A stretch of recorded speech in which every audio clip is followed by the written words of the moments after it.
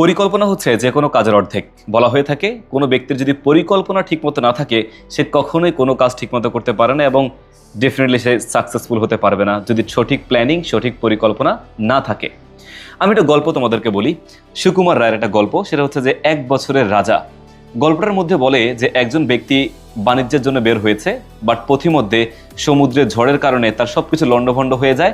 সে ব্যক্তি কোনো মতে তার জীবনটা বাঁচিয়ে একটা দ্বীপে গিয়ে ওঠে এবং সেই দ্বীপের মানুষ তাকে ধরে তাদের রাজা বানিয়ে দেয়। কেন? বিকজ তারা মনে করে যে অন্য রাজ্যের ব্যক্তি বা অন্য জায়গার মানুষ বা অন্য রকমের মানুষ তাদের থেকে বেশি বুদ্ধিমান, বিচক্ষণ। দ্যাটস ওয়াই বাইরের কোনো ব্যক্তিকে তারা ধরে এনে 1 বছরের জন্য তাদের রাজ্যের রাজা বানায়। কিন্তু তাদের একটা শর্ত আছে। তাদের শর্তটা হচ্ছে এই 1 বছর তারা যাকে রাজা বানাবে তার প্রত্যেকটা কথা, প্রত্যেকটা ডিরেকশন তারা সঠিকভাবে পালন করবে, কিন্তু 1 বছরের পরে তারা অন্য একজনকে রাজা বানাবে এবং যে বর্তমানে রাজা আছে তাকে অন্য একটা মরুভূমিতে গিয়ে তারা ফেলে দিয়ে আসবে।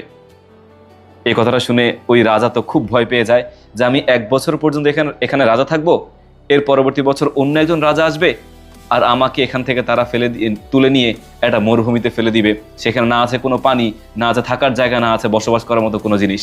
আলটিমেটলি তাকে সেখানে মারা যেতে হবে। এবং এই জন্য সে কি করেছে, যেই মরুভূমিতে তাকে ফেলবে সে মরুভূমি তোমার হচ্ছে সে ভিজিট করতে গেছে। ভিজিট করতে গিয়ে দেখে যে সেখানে প্রচুর পরিমাণে কঙ্কাল, মানে তার আগে যে যত রাজা ছিল সব রাজা সেখানে মরে একদম অবস্থা খারাপ, তাদের কঙ্কাল সেখানে পড়ে আছে। তখন এই পরিবেশ দেখে রাজা খুব টেনশনে পড়ে যায়। সে কি করবে না করবে কোনো কিছুই সে তোয়াক্কা করতে পারেনি, কুলকিনারা করতে পারছিল না।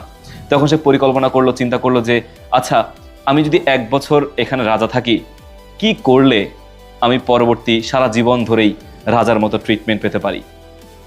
তো সে চিন্তা করলো, সে অনেক জ্ঞানী ব্যক্তিদেরকে নিয়ে মিটিং করলো। তো মিটিং করার পরে, প্ল্যানিং করার পরে সেটা বুদ্ধি পেয়েছে যে আমি যদি এই 1 বছর, আমি যেহেতু রাজা ওদের, আমি যাই বলবো তারা তাই মানবে। সো যেই মরুভূমিতে তারা আমাকে ফেলে দিয়ে আসবে ওই মরুভূমিতে আমি যদি একটা রাজ্য বানাই, একটা প্রাসাদ বানাই, বসবাস করার মতো পরিবেশ আমি তৈরি করি, তাহলে তার কোনো প্রবলেম নাই। আমাকে 1 বছর পর তারা সেখানে ফেলে আসবে, সেখানে আমি নতুন রাজ্য পাবো, সেখানে সুন্দর পরিবেশ পাবো, আমি আবার আমার মতো করেই বসবাস করতে পারবো। হয়তোবা সে এলাকার মানুষ আমাকে রাজা হিসেবে গ্রহণ করবে, আমি আবার রাজা হিসেবে থাকতে পারবো। তো যেই ভাবনা সেই কাজ।